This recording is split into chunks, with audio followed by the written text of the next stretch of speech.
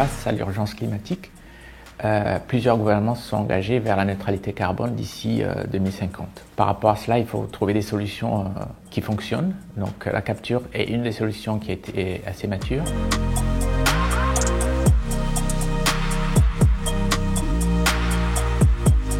On a une source qui produit du CO2, un procédé industriel, et ce CO2, il est capté, il est acheminé vers l'unité d'absorption. Donc ce CO2 est absorbé et mélangé avec un solvant, et le CO2 va se coller au solvant, et grâce à un procédé thermique, on va séparer le solvant et on va soit utiliser le CO2, soit le stocker. L'utilisation, ce sera de combiner le CO2 avec l'hydrogène pour produire des carburants de synthèse qui vont aider à décarboner les transports maritimes ou les transports aériens.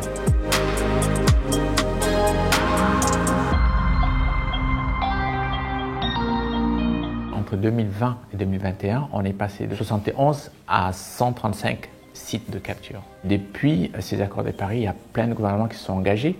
L'Europe d'abord, qui a mis en place des aides, ce qu'ils appellent Innovation Fund. Les Américains qui ont mis aussi des mécanismes de soutien pour développer cette techno. De plus en plus, les gouvernements s'engagent. Les mécanismes sont en place et la filière se développe.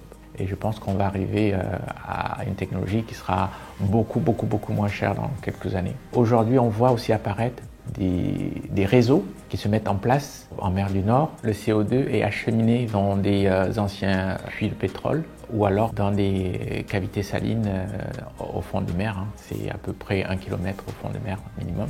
Donc c'est quand même assez sûr comme moyen de stockage.